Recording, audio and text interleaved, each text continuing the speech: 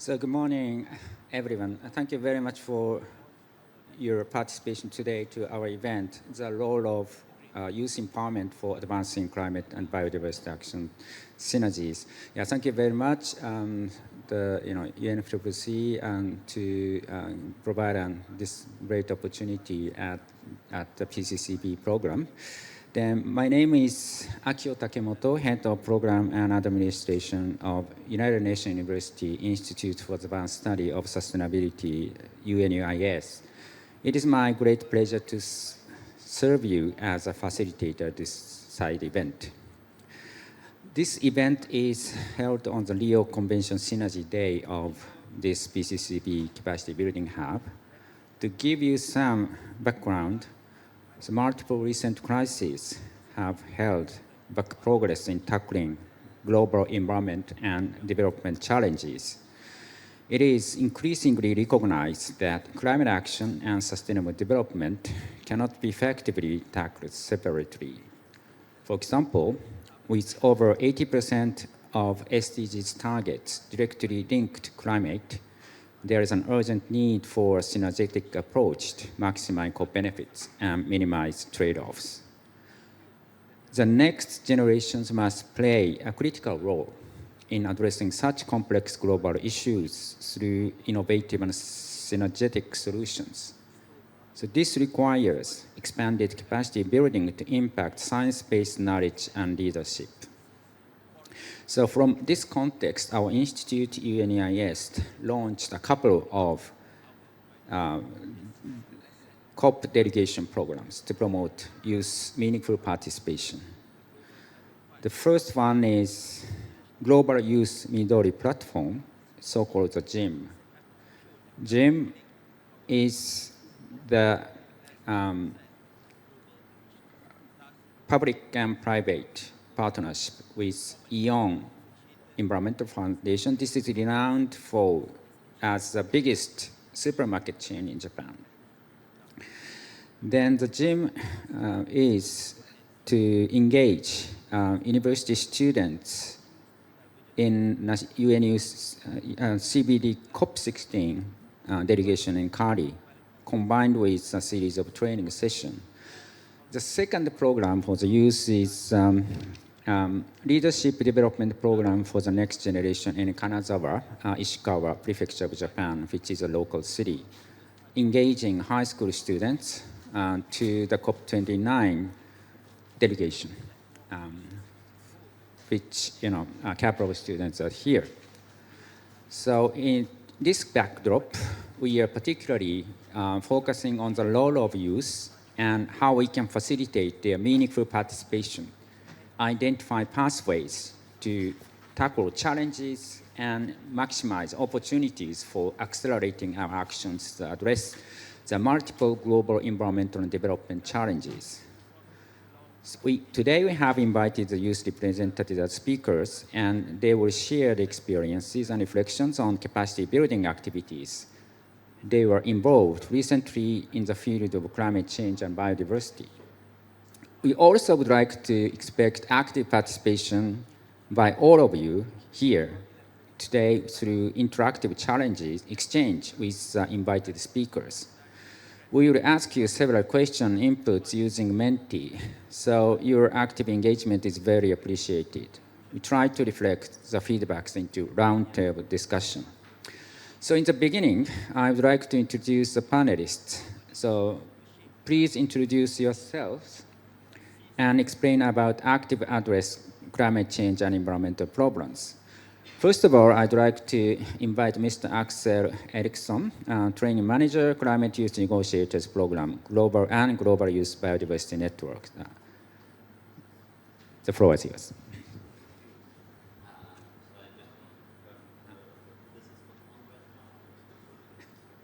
I think now, yeah, good.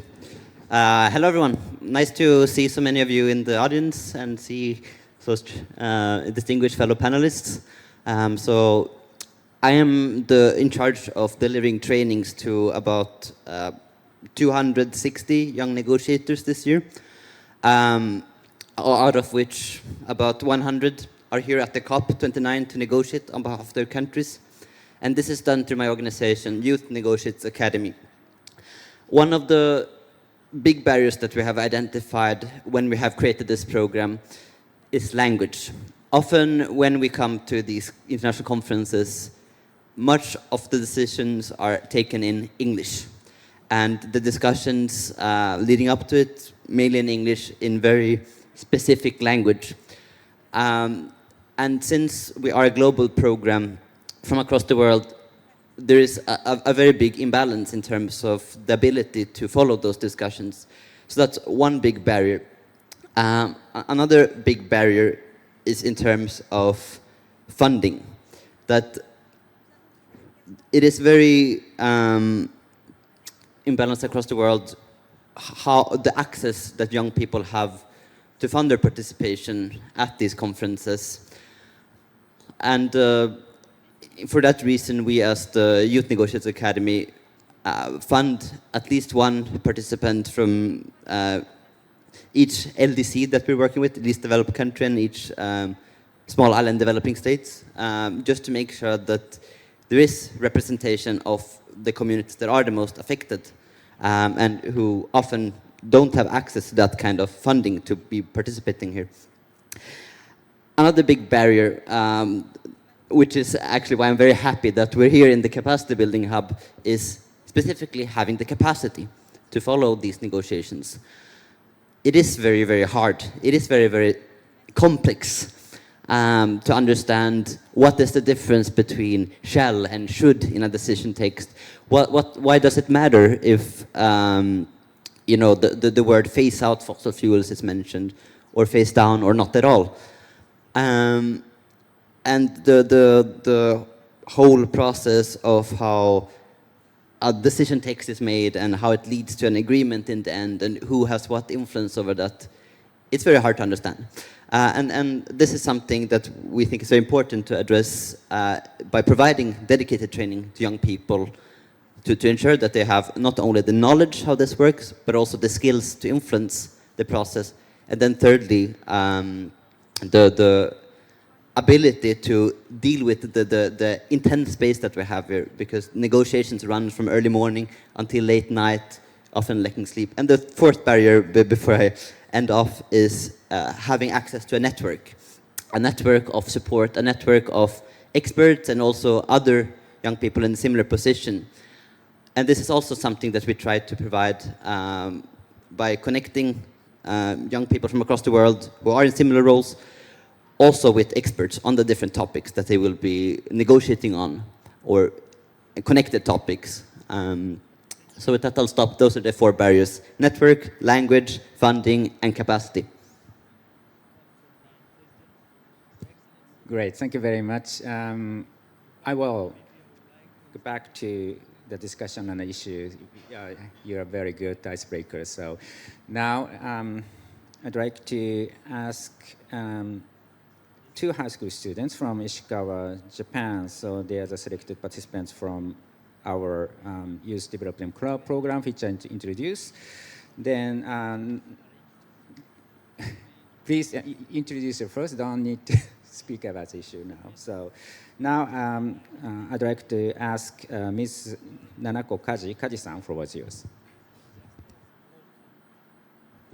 Thank you. So, hello everyone. I'm Nanako Kaji from Ishikawa Prefecture.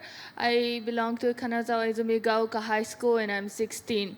So, in the project under the United Nations University, I research ways to utilize abandoned farmland. So, abandoned farmland is a land that was previously cultivated and has not been planted with crops for the past year or more, with no intention of being planted again within the past few years. So the increase in abandoned farmland has been causing damage not only on local landscape but also on locally grown crops, and leading to a cover of pests as well as hiding places for harmful birds, insects, and weakening regional vitality. Moreover, wild animals invasion, outbreaks of weeds and pests will bother both neighboring farmers and local species. So the biodiversity in the region is being harmed because of that. So the need for solving and suppressing the problem of abandoned farmland is being called for. So so I researched ways to utilize the how to cope with abandoned cultivated land. So I discovered an activity in farmland in Komatsu City, same from Ishikawa Prefecture. So yeah, it uses the organization uses a field that has been reclaimed from abandoned farmland that has been neglected for over 10 years or so. As an experience-based field, everyone involved in a field will cut the grass, harvest it, water it, and so on. They do things little by little that they cannot do it alone. And the organization has been supporting local children cafeteria since its founding as well. I found that very attractive too. I realized that what I can do now is to spread their activities to those who may be interested, so that more abundant farmland will be used wisely in productivity. There are almost 10% of lands in Japan are abandoned, so it is very important to make use of it because um, yeah, because Japan has a problem of low productivity on crops or food sources. So I believe and it enables children to have farming experience, and this may be a very good opportunity to enjoy the fun of harvesting crops and deepen their understanding of works of agriculture. Even when they're still young. And also, it can teach children the importance of dietary education, which leads to food loss as well. So this enables younger generations to be more involved and interested in agriculture, the basic root for this environmental problem. Thank you. Very much. Yeah, by the way, I have a question to the non-Japanese participants. Have you ever been to Japan? No? Okay. Good. By the way, yeah, so it's very important remarks. Japan has a issue of aging society, in particular local cities, so there are lack of people who can manage farmlands. So there's another type of environmental and sustainable issues which other countries cannot face. Thank you very much. So next, one more Japanese high school student, Miss Mari Honda. The floor is yours.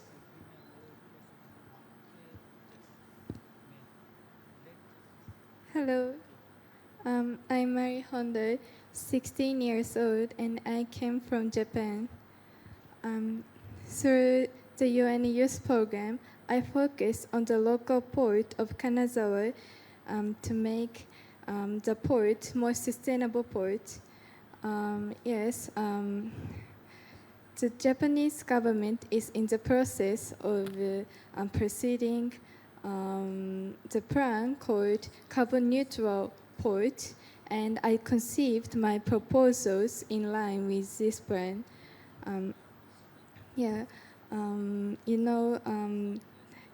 The port is critical to people's lives and the economy, but it's also a big source of CO2 due to nearby power plants and oil refineries.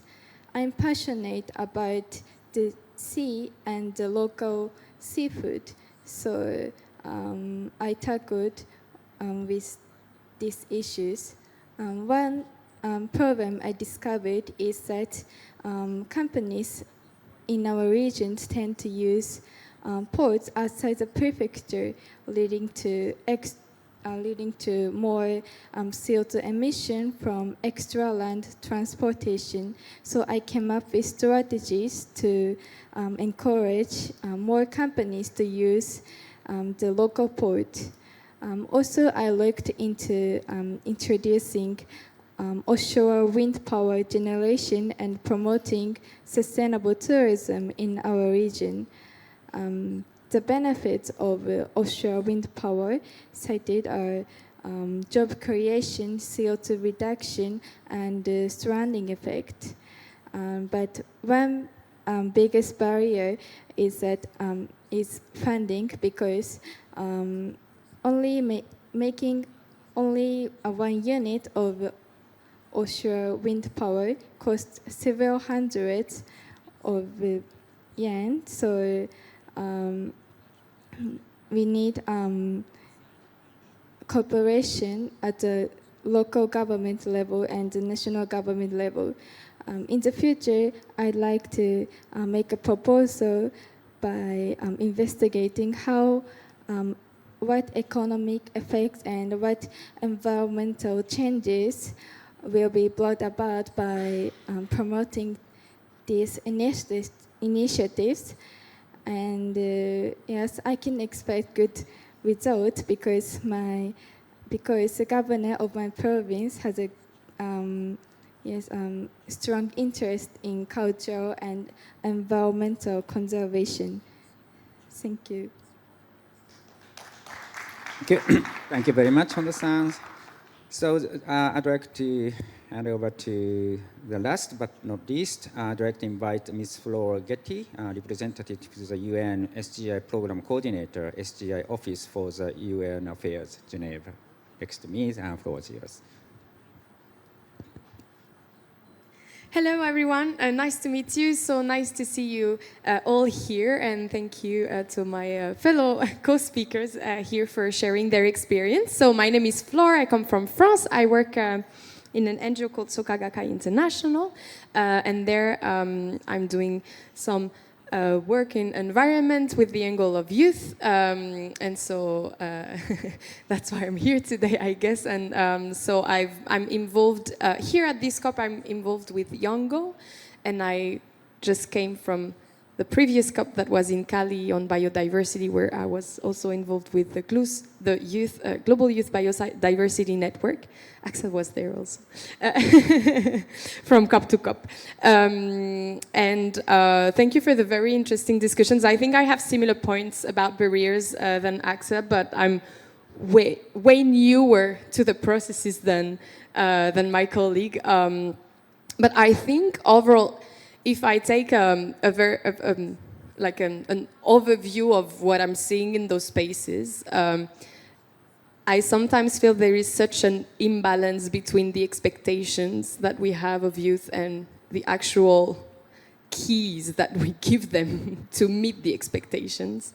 Because we often hear youth is the future, you have the power, you are so important, you are your voices, the voices, the voices. And then we come to those spaces where people are telling us you are so important and we don't know where to start and we don't know what to do. And then there's no time to listen to us, actually. I have so many examples of us sitting 3 hours yesterday in the Just Transition high-level ministerial meeting, waiting for us to do the statement and hearing, because of time constraint, we will not have time to listen to the observers, when all the speeches were about meaningful participation and we need to hear from everyone, we need to hear from everyone, and then the observers didn't have the floor.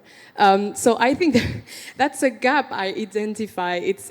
It's really what we are told, and the importance we're told we have, and the little actually leverages that we actually have on the ground to influence processes. So I guess that would be a gap, and another gap that that is related to capacity building is how can we build strategy when we don't know if from one COP to another we'll be there? I am very privileged that because I'm working full-time with my NGO, I know that I will be in Brazil, for example, but I'm in the Just Transition working group of Yongo, and we were like, okay, so we need to do capacity building for next COP so that we can come and be strong on our position, so that we can influence processes. And then all my fellow Yongo members were like, but we don't know if we'll be there, and if we know, it's like a week before, 2 weeks before, 3 weeks before. So how can we build capacity if we don't have any security in will we even be able to attend? And so that was another gap that I identify because there is a turnover that is very fast. There are new people every day, but so we have to take on every day and new people new to the process every day. So it's very hard to build capacity and to be strong in the positions and to know the process when it changes so quickly and so often. So I think, yeah, I would stop there. That's the main. I mean, there's so many barriers, but also so many values that we can create out of those barriers. It's not something that it's not fatalistic. But yeah, that's something I identified on the ground. Thank you. Laura, thank you very much. Let's go back to the discussion on the issue and the solution. Thank you. And also, both of you are engaged in a CBD competition, so I want to come back to the discussion on how to synergize. This is the topic of today's. Then, so how climate change and biodiversity youth group can collaborate with each other later. So now I'd like to, let's have a time for quiz, Menti quiz. So I'd like to hand over to my colleagues, Yoko-san. Thank you. Thank you, Akio-san, and good morning, everyone. I'm sure everyone is familiar with this app, Menti. Next page, please. But including the panelists, let's scan this QR code and play this quiz.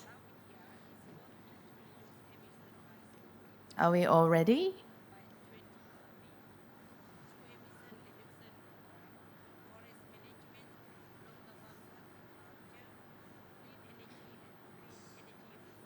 Okay, let's go to the first question, which is about, next page, please. Sorry, it's not working. Oh. Next. Okay. If current policies to reduce greenhouse gas continue, how much will the temperature rise by the end of the 21st century compared to the to pre-industrial levels? Please put the numbers.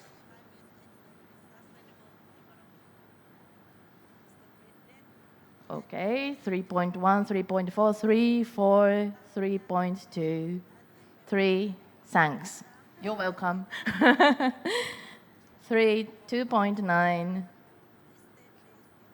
Okay, I see a lot of 3s and 3.45. Shall we check the answer? Next slide, please. Okay, the answer is 3.1. Somebody got, who got it correct? The first person. Wow, congratulations. So according to the emission gap report 2024 by UNEP, it has already, so in the end of this century, we are expecting 3.1 rise of temperature compared to the pre-industrial level. And right now, it has already risen by approximately 1.3 degrees, and we are getting really close to the critical 1.5 threshold set by the Paris Agreement already. So let's go to the next question. Next slide, please. Okay, if biodiversity loss is not halted by 2050, what percentage of planet and animal species will face an increased risk of extinction? A, 10%, B, 20, C, 30, D, 50. No one thinks 10%. Okay. Let's see the answer. Can you click enter, please? The answer is C, 30%.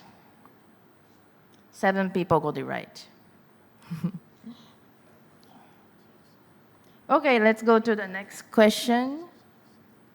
So what percentage of global land area is expected to be classified as desert by 2050 if land degradation and climate change are not addressed? 15, 25, 35, 50. Ooh.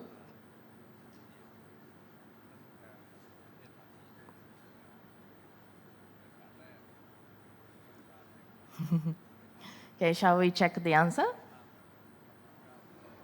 Oh, the answer is 50% according to the UNEP's Global Desert Outlook.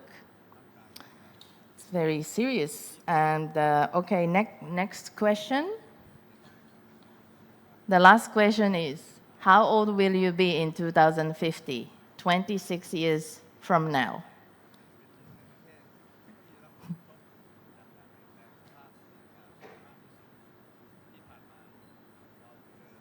I see a lot of 40s, 50s.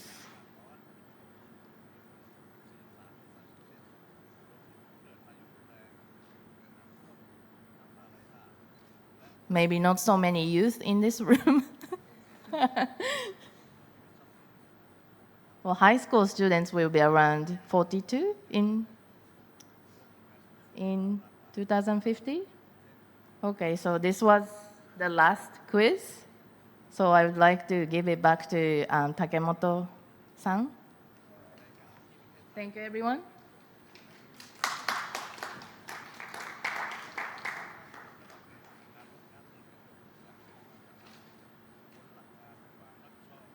All right, thank you very much for your participation.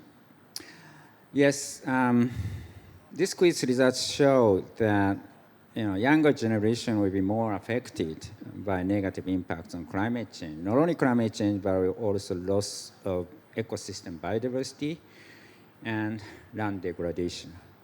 So, of course, you know that young people must play a key role in policy making and decision making process on climate change, biodiversity, and land degradation policies as early as possible. So the issue is already introduced by our panelists. What are the current barriers and challenges for youth to reflect their views? What are the challenges and barriers? So now, I want to ask some of our young people participating today's from other regions, particularly from developing countries. So now I see my friends from the Santiago Network Advisory Board representing the Children and Youth constituency. Mr. Samuel, if you have any views on the issue and the barriers, I'd like to hand over to you. So, could you, please.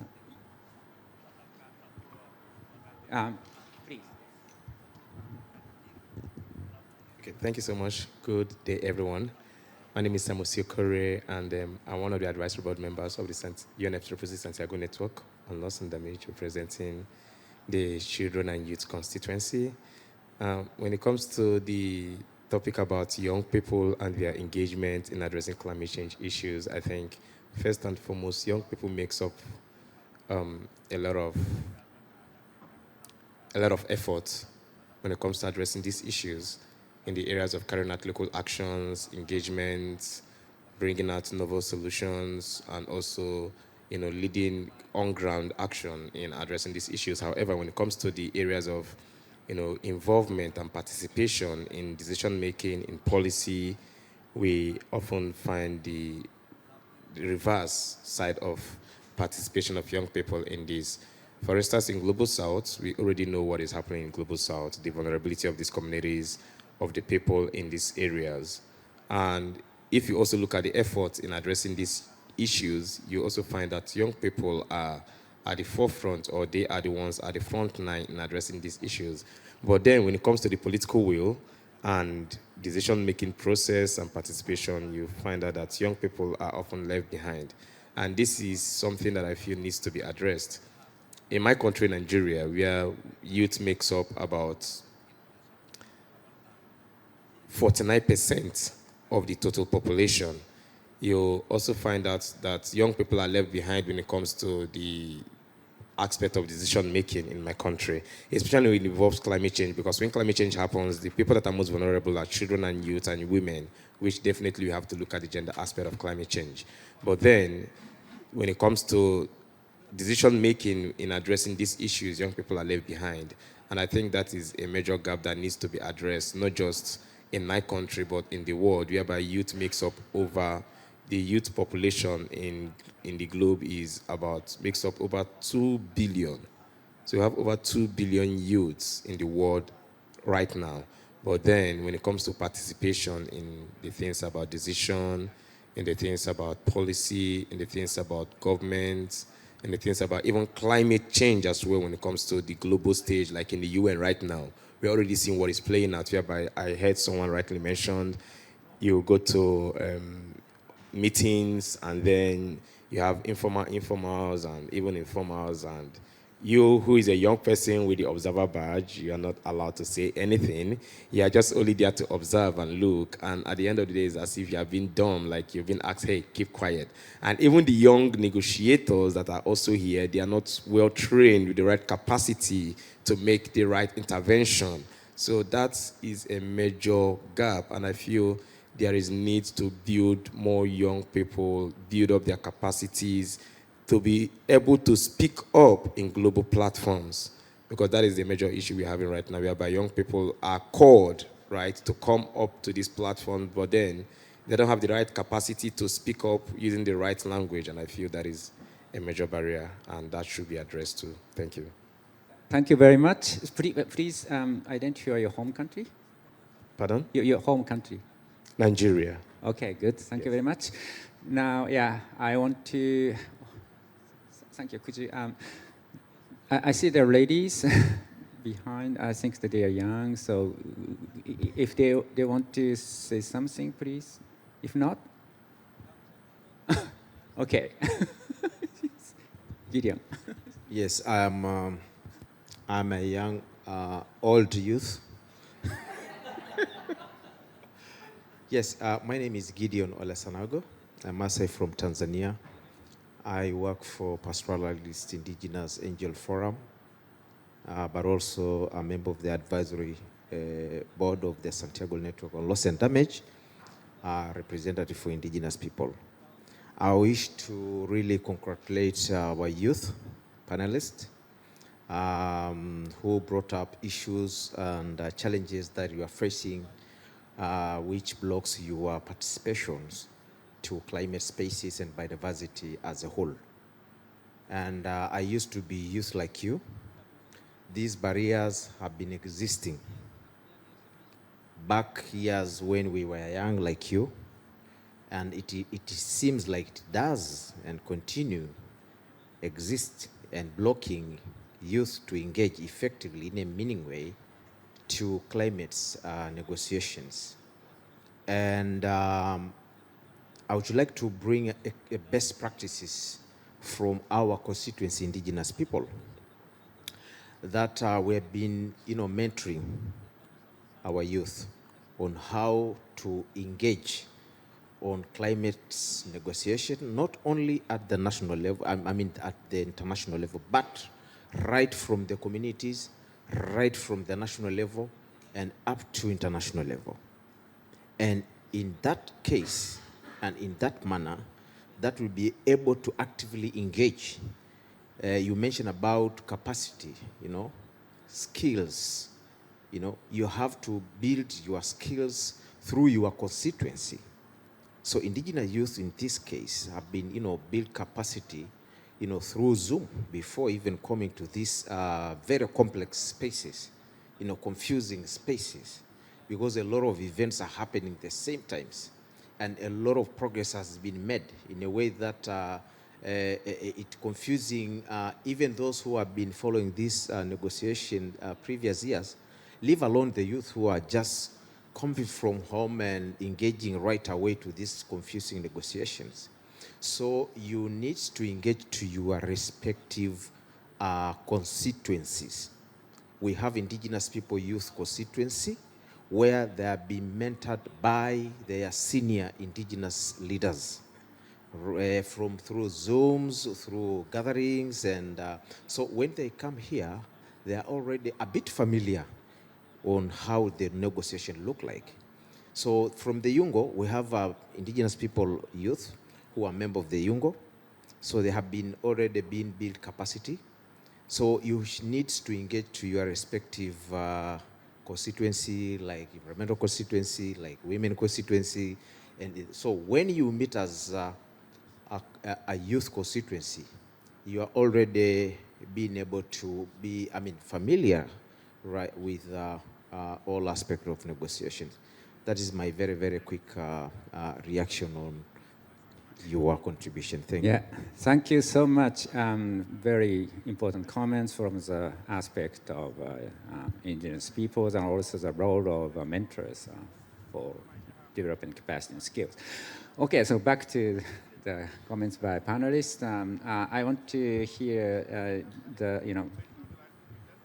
voices of what happened. What are problems and do you see education of high schools? I want to particularly ask for example, Kaji-san, what do you have any problems to raise the capacity and skills to address environmental issues?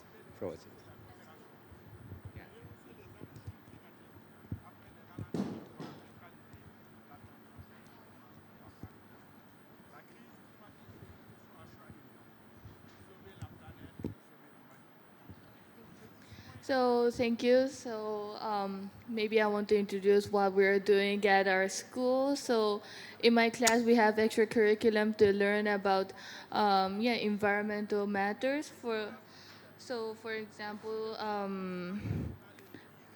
so for synergies in my school we learned about the planetary boundary concept that are like. Yeah, and I realized that most of them are over the limit, and it represents the not only represents that so many are overloaded, but it made me realize that each aspect, each problem is quite connected. I recently visited the pavilion about the efficient use of cook stoves and realized that cooking, poverty, and natural environment is already connected. What we should, based on our school and based on my experience in this COP activity, I realized that there are so many problems in, for example, SDG that are relatively connected and can be solved. I found this as a hope because if one problems are being addressed, it means that some others can be as well, even not willingly. So, and also maybe I'll introduce you what we're doing at my class. We make a group in each class and address the project that we're interested in. For example, in my school, we are focusing on the problem of biodiversity, how it affects us in the long run, what is the problem. Sometimes the animals that were extinct can have could play their roles in depending on the areas they live in as well. So it is very interesting. Some of the other groups in my school are making some card games about that represent UN itself, for example, they act themselves as each countries discuss about their problems they have. I believe that there are only a few schools in Japan that are really encouraged to have extracurriculum programs in these environmental activities, but based on my experience, I believe this is very important. Many high school students now are ever more engaged and are really alert to this problem. Thank you. Thank you very much, Kaji-san. I also asked the same question to Honda-san, but by the way, what are you learning at school, and what is the difference of what you learn at COP29? So, floor is yours. Could you, make a comment on? Yes.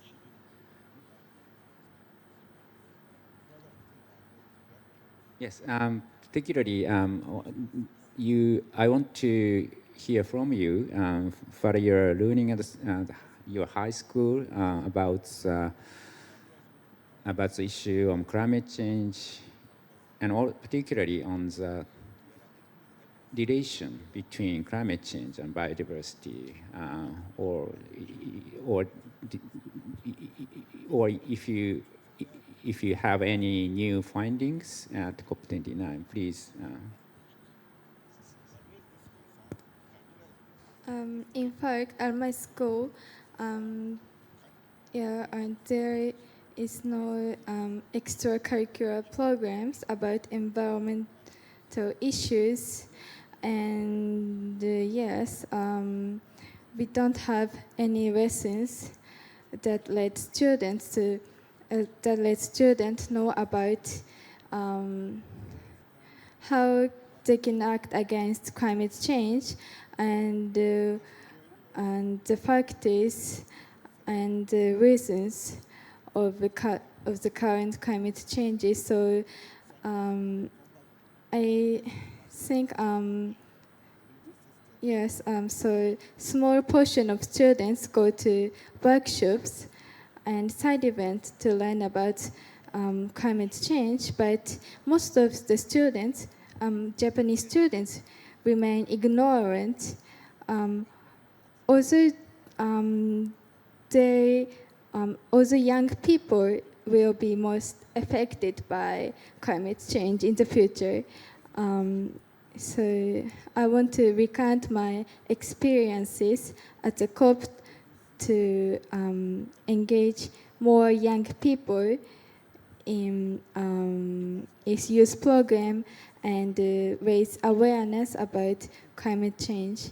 What I learned at the COP about synergies is that nature-based solutions to climate change bring many synergies to the world. For example, I was introduced to the Nat Urban Forest Park yesterday at the Thai Pavilion. This is an initiative to transform an urban waste transfer site into a multifunctional wetland and forest park. Yes, this contributes to CO2 reduction, polluting water and purifying water, alleviating air pollution, and also provides a recreational and relaxation place for the children. And the effect of these initiatives can extend to not only environmental aspects, but also poverty and equality, because the expansion of accessibility of green space throughout the city can enable even poor residents to access the green space, and yes, recreational and amenities are designed to meet the needs of women, people with disabilities, and children, and the elderly. So we affirm the importance of synergetic solutions against multifactorial and our biggest enemy of climate change. Thank you. Honda-san, thank you very much. It's very nice that you have new findings through participation for the side event on the topic of nature-based solution. I hope that you will deliver your knowledge to your friends at high school after you go back to Japan. So thank you very much for patience. Then I'd like to ask you, so, I also was at the COP16, but, youth groups engaged in a COP, biodiversity a bit different from the group of climate. In many cases, they don't communicate with the people of climate change. So amongst yeah, so I think there's some kind of silo exists between climate and biodiversity, even among the youth groups. So I want to hear about two panelists who have good experience engaged in both areas. So first, I'd like to ask Flor on your views. Thank you. Hello.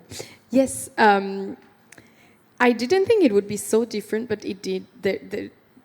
It has nothing, like one COP and the other COP has nothing to do with one another, and how youth organize in one COP and the other youth organize in another COP have nothing to do. And that was, I think, my major surprise, but I think also because the process is not the same. I arrived in COP 29 thinking, oh, I know how a COP works because I was in COP 16, only to understand that I had to start from scratch again because it's not the same process, it's not the same. Language can be the same, negotiations look alike, but how they go into informal consultations and how they make decisions and how they collaborate is so different that at first I was like, but why? That was very naive of me, but I always come from an innocent point of view when I discover new things. And I would see so much value in indeed creating those bridges in between the different youth networks and the different conventions, actually. And there might be so many reasons why the CBD, the UNFCCC, and the UN on certification are different. But in my mind, I don't understand why it is so different because those are three Rio Conventions. We are talking about things that are deeply interconnected, and we have extremely different processes for each of them. But I think, and so we have more peers actually from the Global Youth Biodiversity Network here at COP, and it would be so interesting in the future that we really have, like, it's called Gibbon and Jungo capacity building, together, because I feel that we have so much to learn from one another, and we had major.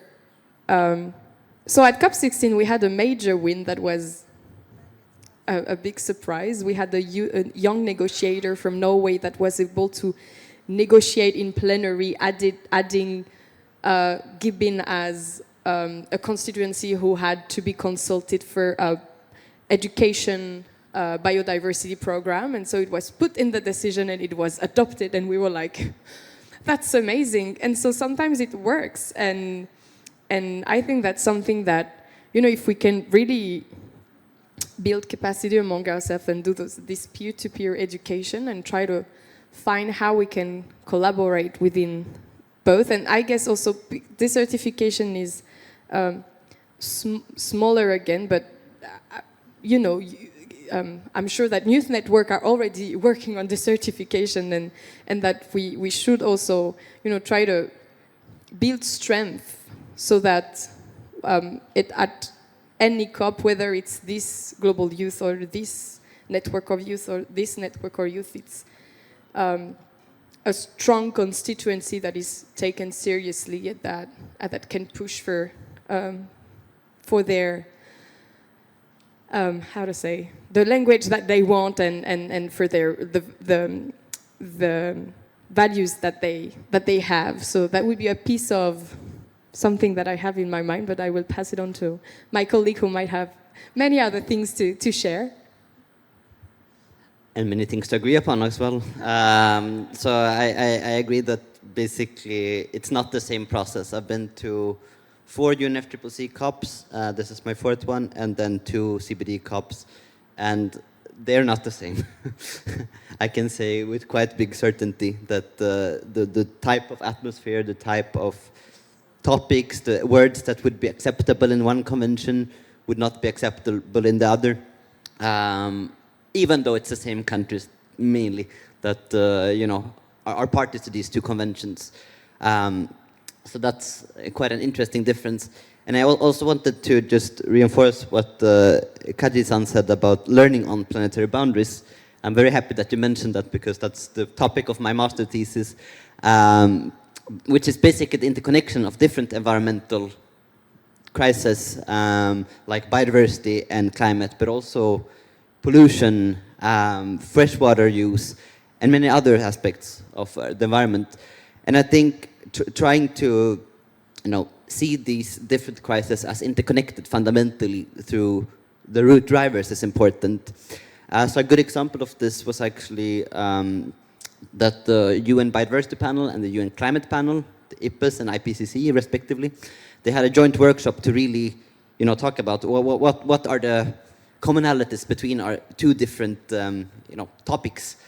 And what they did was actually they identified the root drivers of both of these crises and found that they're largely the same. They can be grouped in economical drivers, technological drivers, behavior, and many other types of drivers. So if we address those root drivers, if we talk about those drivers, that's a very concrete way to, bring synergies between the two conventions of biodiversity and climate, but also desertification and other, international processes on the environment. So that's one answer to your question. But also I would, highlight what you said, Flora, about talking across constituencies. And I have the honor of, have had and still have the honor of representing the Global Youth Biodiversity Network, which represents youth in the Biodiversity Convention. And I know that we have learned a lot from the way Youngo operates. And we are very, interested to have more collaborations. So one concrete example is that we had a joint position paper on nature-based solutions. I think it was published in 2021 or thereabout, where basically Gibbon, the Global Youth Biodiversity Network, and Youngo, together with another organization, Youth for Nature, came together and found out what are the kind of commonalities in the way we approach nature-based solutions. What should we say in the Climate Convention? What should we say in the Biodiversity Convention? And these messages should be the same, just to show that we don't take this as separate, because we cannot talk about nature-based solutions without talking about the impacts on biodiversity, or maybe the benefits for biodiversity. So one of the concrete things that came out of that is that we need to integrate social and environmental safeguards in the way that nature-based solutions are implemented. And this needs to be decided in both the UNFCCC and the CBD, because if it's only decided in the CBD and the UNFCCC doesn't even mention that, then nature-based solutions can be implemented, referring to that, well, the UNFCCC told us to do so. So I would just want to highlight that, it is a big challenge that we have the fundamental interconnected problems being negotiated under different conventions. And as young people, I would actually say that we are really recognizing that we are mobilizing across constituencies, across organizations, and talking about the root drivers. I don't yet see it being brought fully into the way it's negotiated internationally, but we are continuously pushing for it. So that's at least one message of hope, that there's awareness, I would say, among young people. And of course, more awareness can be built, but as a movement, as a collective, we are talking about it. And what I would ask from all of us, no matter which generation you belong to, is to talk about these root drivers, not only think that climate change can be solved as climate change. We need people who work on economics, we need people who work on behavior sciences, we need people who work on languages, all working together to find solutions to these joint crises. Thank you.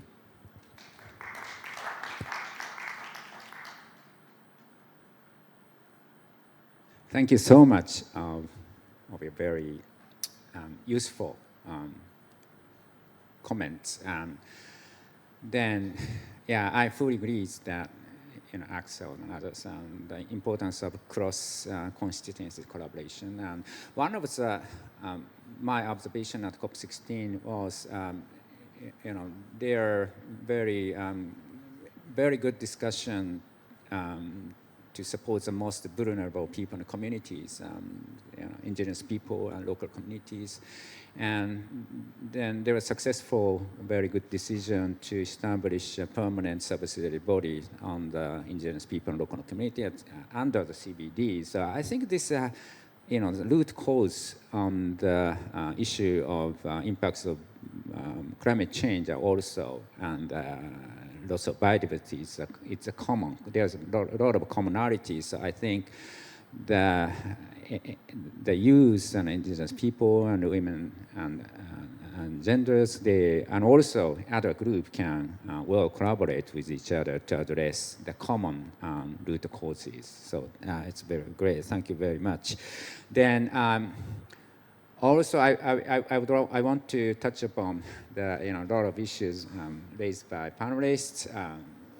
Among them, I want to have a point of fundraising finance, but it's related to how the institutional arrangement to sustainable develop the capacity and skills of the young people, so that they can be more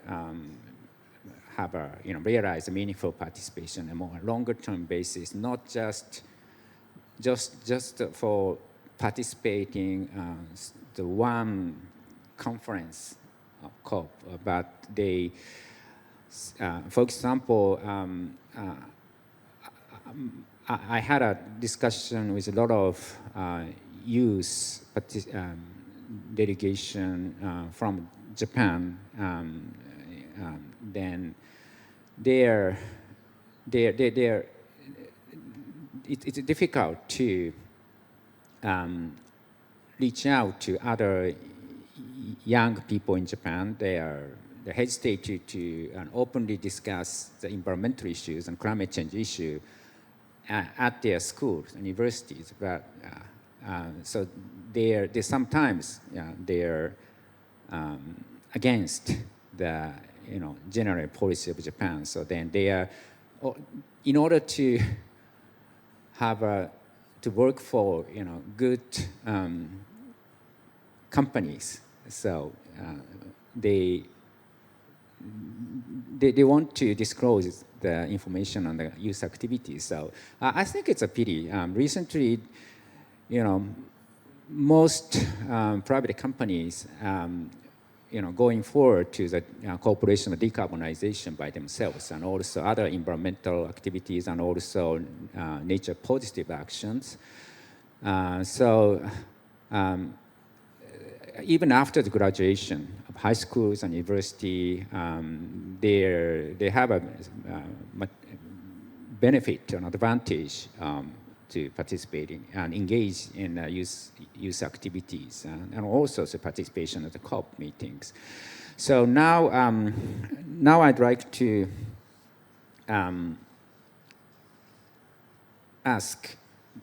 talk about this point. So I forget the order, but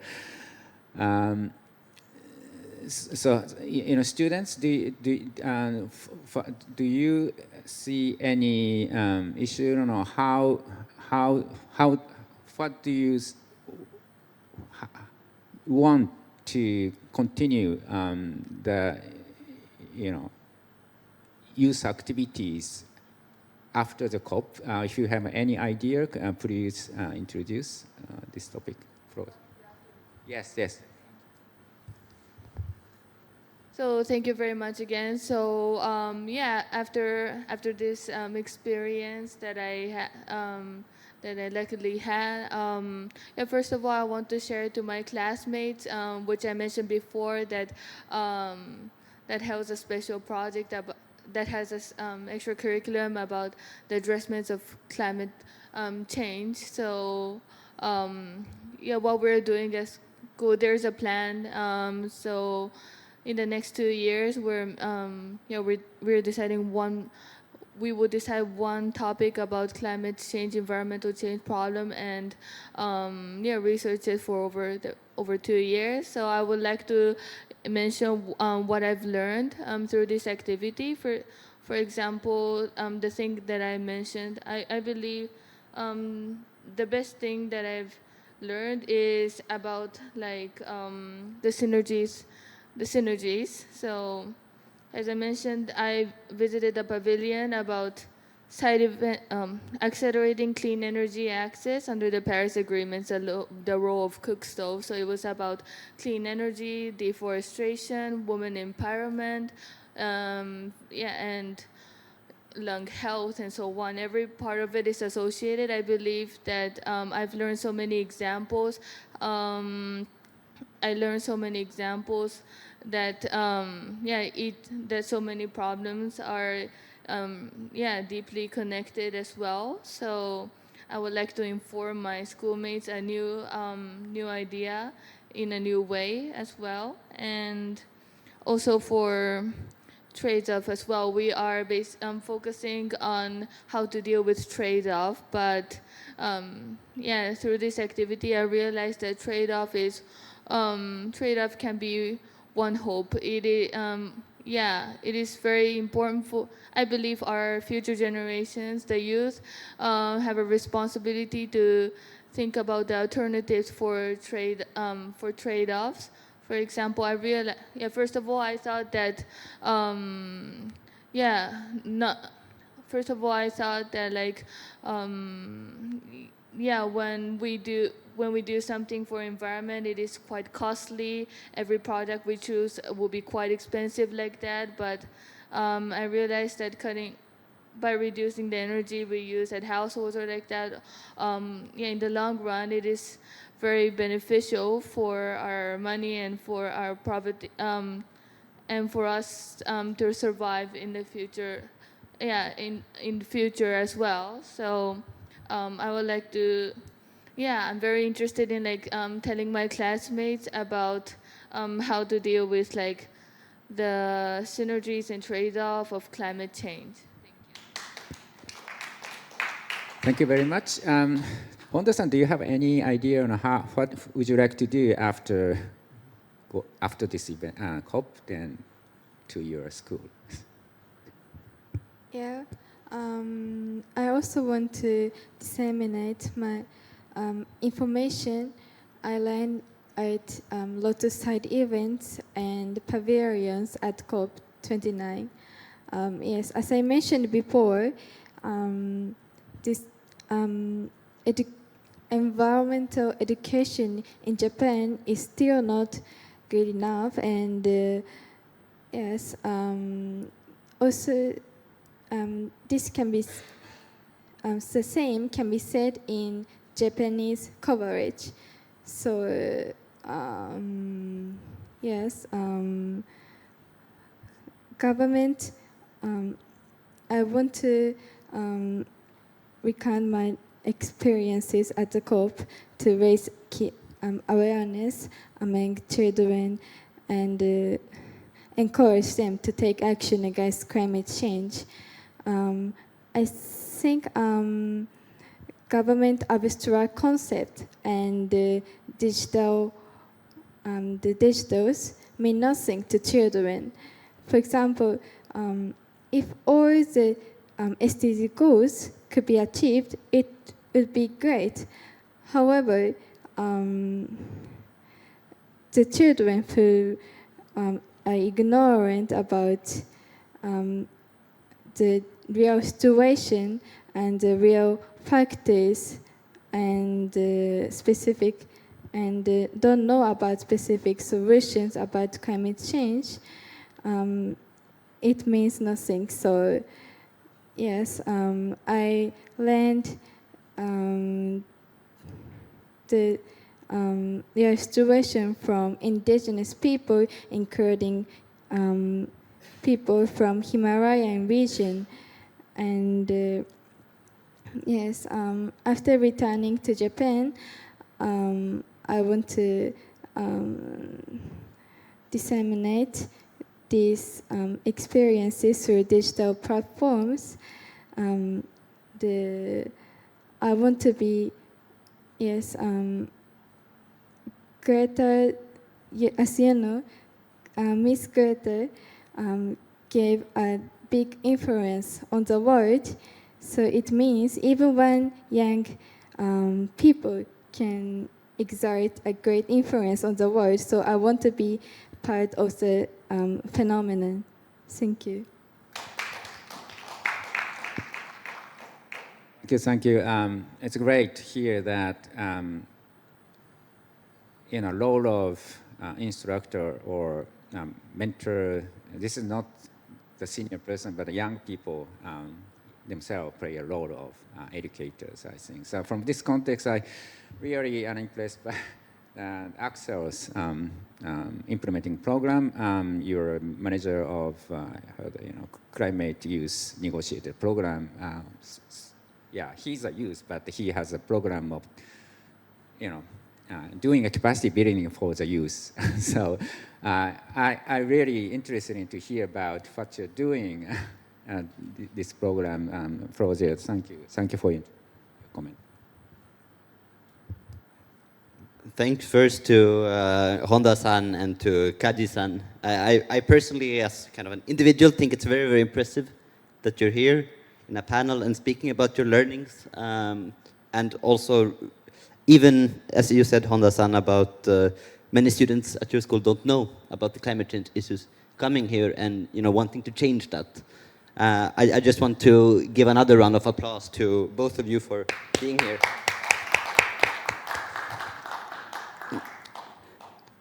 So that is one of the things that shows that we as young people can be leaders of today, not only tomorrow. And this is something that we strongly believe in the Climate Youth Negotiator program and other programs that we as Youth Negotiator Academy run. What we need as young people is to be seen as collaborators and as actors, not only beneficiaries of climate action or biodiversity action or just action. Our role as the Academy is to just lower the barriers to be seen as those actors. So we are in contact with governments to ask them to enable young people or to allow young people to negotiate on behalf of the country here, saying that we will provide a 5 months capacity building training, we will give them knowledge on how this process works, we will give skills and give opportunity to practice those skills on how to negotiate, how to write an intervention, skills that you need to be here and to really influence the process. And we will also give them a network of support when things are tough here, which they will inevitably be. How can you actually find support in the network of young people from across the world who are in a similar role? And these young people that we are training, we can't take credit for what they're doing because they are champions themselves. What we do is just provide them with the resources and provide them with the opportunities that we can get a hold of, and they are the ones doing the rest. So I think that's just very important to mention that providing capacity building does not mean creating the change that the ones who provide capacity building will affect. It just means providing them with the resources and the conditions to create that change, because they are the ones who are the champions. And just as a few examples of what we are very proud of in our program is that after 2 years of training, and this is our third cohort, now we are starting to see that some of our young negotiators are going into positions of power in these negotiations. Some are leading tracks. So we have, for example, one leading national adaptation plans for the G77 China. 2 of our young negotiators are heads of delegation now, and many more are deputy heads of delegation. And some delegations have been growing with the negotiators that we have trained. So for example, in the case of Lebanon, the majority of the delegation has actually been trained by our program. Again, not because we're not the sole responsible of that. We just trained the first cohort, And then this first cohort of Lebanese negotiators said that we want to give this opportunity to more people from our country, and find the funding, find the resources, find the time to make sure that they come here. And we just helped out with that. And one of the things that was most touching in the last few days was that one of the participants of this year told me that right now, coming here at my first COP, I feel calm. I feel that none of this that I can do here would have been possible without me sitting through those 5 months of virtual trainings and just talking to people. It's not the capacity building itself, it's not the lectures, it's talking to people, talking to the others who also want to make a change. That has made it possible for me to be here and feel that I can make a difference. So my main message from this is that we as young people are leaders of today, not only the future. And this does not mean that other generations are not leaders, because we need intergenerational leadership. Every generation, including current and future generations, are needed for this transition. So I really encourage you to, look at each other and see leaders. See that no matter your age, you can actually make a difference, as long as you kind of come in with the belief and come in trying to provide opportunities for others. Thank you. Thank you so much. Very strong message that young people are not the beneficiary, but the actors, and also they are young people leader of each generation is a leader. Thank you very much.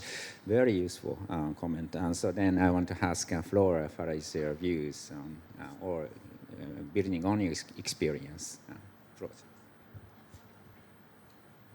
Yes, thank you so much. And what I can see, and there is also synergy in this panel, is what I hear the most is like peer-to-peer learning. Wanting to go back to your class and tell people what you've learned, and this, building a program to actually share experience. It all comes down to education, and it all comes down to peer-to-peer learning. And to do that, we need money. And so I wanted to build on what Alex was saying. Youth-led program with youth exist, and they work, and it's amazing. I'm fascinated by the youth negotiator program, because I discovered I was fascinated by negotiations. And I have this thought on funding the youth and how youth should be funded, because we often see situations where the funding is transactional, and so you give money because you expect something. And I wish from the bottom of my heart that when it comes to youth, we fund, but we don't expect anything. We don't expect to sponsor more events, or to be more visible, or for them to come as a transaction to events, so that they represent and so that they show that we, we fund the youth, and so they are here with us. And so it's a kind of partnership that is not about funding the youth for what they do, but partnering to also have a good image of, look at us, we give money. And I've seen that, and I think sometimes it's a shame in the way it's shaped, because youth have so much capacity and have so many things to say and have so many skills to teach to other people, that sometimes all we need is the funding, and not everything that can come after with a package of, if we give you money, then we want that. So that's something I wanted to highlight. Is if we want to give, like we do need more money. But if people want to fund initiatives, it's like, what's the intention behind this funding? And I wish that we have so many more initiatives of just, the youth has the capacity, here's just the funding. And we won't say anything about what you do with it and how you build your capacity. And one last thing that I was reflecting upon about the youth and the networks is how tired I see young people in those processes. And I'm always reflecting on, should we fight from the inside? Should we fight from the outside? How do we change the system? And I truly think that, unfortunately, the system of the COPs and the conventions are built in a way that is trying to crush the youth more than trying to elevate them in a position where they can fully flourish and fully develop. And it's an open question to everyone also in how we can, because I always have this quote from Audre Lorde in the back of my head: you cannot dismantle the master's house with the master's keys. But in a way, we are here in the master's house. So what do we do with the keys that we have?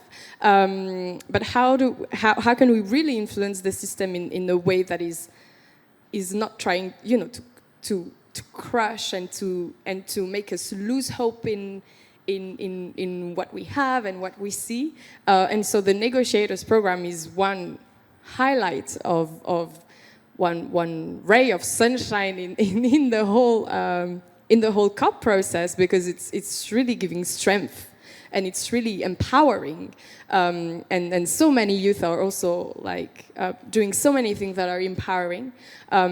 So it's very important. So yes, the intention behind the funding and how we can really create values within a system that is not designed to hear us, and then that is not designed initially to change in the way that benefits the people on the ground and the people back home, are two things that, yes, I wanted to end with. Thank you. Yes, thank you so much. Your money and finance issues are critical, and also how to, successfully develop their capacity is very important. Okay, now see, I find, our UNUIS students is participating.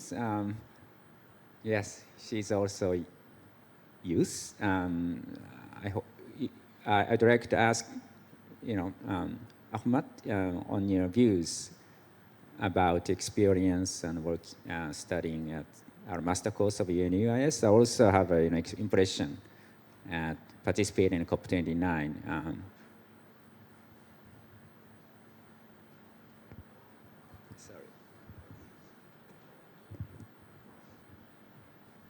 Hello everyone, my name is Mohammed and I am a master's student at the United Nations University Institute for Advanced Sustainability, and I'm one of the students who's specializing in Paris Agreement as well. And I think this is my first COP, by the way, and it's been really exciting and exhausting as well, because I didn't know how the processes here works. But yeah, at UNU we have these sort of discussions like every day, and we are doing these intense courses such as Paris Agreement and SDGs and climate change. And what made me be here and look at the practical aspect of it is that for the last year I was just consuming all this knowledge, and I really wanted to see the practical side of it. So I think UNU was one of the one of the aspects that made me at least go and see. I still could not follow up the whole negotiation, because even though I did have the knowledge, but the negotiation part is quite different than the knowledge that you have, and I think, but still, it's my first, so it was nice to have been here and engage in the discussions about SDGs, climate change, and Paris Agreement, and how we're going to achieve our goals. And UNU has been a great part of my journey, and I hope that next year, if I can make it, I would be hoping to take part in more on the negotiation side because I'm highly interested in that. And I'm also very thankful to UNU as well because I see it as one of the bridge that took me here in my journey. And yeah, we had one more student that was here, but she already left. But yeah, we were the two students here, and really excited to be here. And all very great points that you raised here. I was also in one of the meeting and as an observer, and yeah, we face the same situation as well. But I think yeah, collectively we need to work on it, and hopefully the situation can be changed maybe in the future course. Yeah, thank you. Thank you very much, Ahmed. For information, UNIS launched a new special course of specialization on Paris Agreement. We have a course to teach and various articles on the mitigation, adaptation, loss and damage, and also hands-on training on the matter of transparency that he studies. He's a very good student, but I think not sufficient such actual participation and experience of the COP is very, very important for enhanced knowledge. By the way, so I have 4 minutes, please. Yes. Yeah. Identify your affiliation name, please. I'm from India, Dr. Karuna Murthy. Really, it's a good takeaway from you people about the climate change. And I also train the youths in India. I'm in this, wind industry. I mean, through giving the wind energy training to the youths. So that is also contributing a lot for climate change, these things. I'm in this, wind industry for the 3 decades. It's a really good takeaway from all of you, which, I can, implement in our government and, we can take up this thing like this Institute for Environment and Human Security.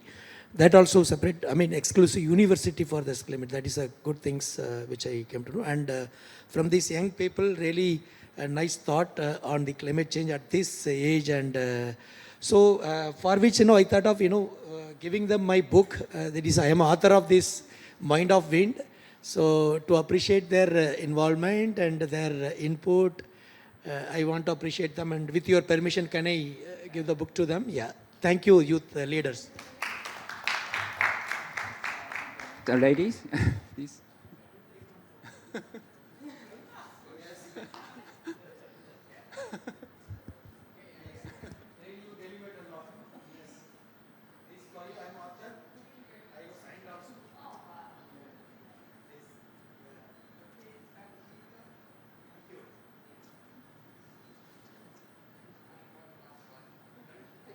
Okay, thank you very much.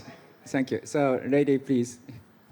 I'm Ruth Spencer. I'm from the Caribbean island of Antigua and Barbuda.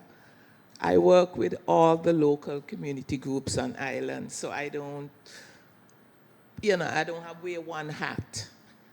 But I'm really impressed with the young people, and I ask you to be visionary, be bold, don't let nobody keep you down. Whatever session you go in, you have a concern, you have a question, open up your mouth. That's how I started in the biodiversity climate field. I went to sessions. I didn't lock myself into a particular thing. And today my organization is a member of the Partnership for Satamaya Initiative. I sit on the steering committee. Your organization, Alexandra, she's the one who has given me a badge to come to these meetings. This is the first year I didn't get a badge because, as you know, there were limitations, and she said they only got one badge. And so I feel a connection with you. But I tell you, I work with the local community groups, and I have to build their capacities. And it's not just across climate, it's biodiversity, it's mercury, it's chemicals and waste. But I live by a value: to whom much is given, much is required. And because of that, I offer my services voluntary to the groups. I write their case studies. We had one published in the thematic, Satamaya thematic volumes. And when you produce a case study and you get it published, what it does for the local groups. So I use my knowledge and skills to build capacities. I want the local groups to be visible because these local solutions that sometimes don't even have any funding are sustainable because the local people are committed, they're dedicated, and they see needs in the community. Government sometimes forget that these groups exist, but they are meeting the targets. They don't understand the big terms that we use here, but they're meeting targets. And through the gender lens, I work with all the groups, and now governments in the Caribbean, they're asking me, please, to come and work with their local groups in their countries. Sometimes the bonds don't reach. The government and the local groups don't connect. And implementation is with these people. And if there's no trust, if there's no bonds, how are we going to implement? So I'm working also with parties, but I really thank God for giving me the drive, the energy, and that commitment to work with the local groups. I really enjoy working with them. And thank you and all your support. Yeah, so, thank you. Realize, have we met in Cali? Okay, maybe next. You sit next to me at the side of me. Okay. Thank you so much. Very nice. Welcome to the event on the topic of synergies. Thank you. And also, the role of private sector is significant, of course. I hope that youth can, of course, collaborate with a group of private sector in the future. Thank you. So it's a time to close. Thank you, everyone, for your engagement, and panelists, and also the participants, everyone, to give big hands. Now let's go. Thank you very much. And let's have a photo session for, yes.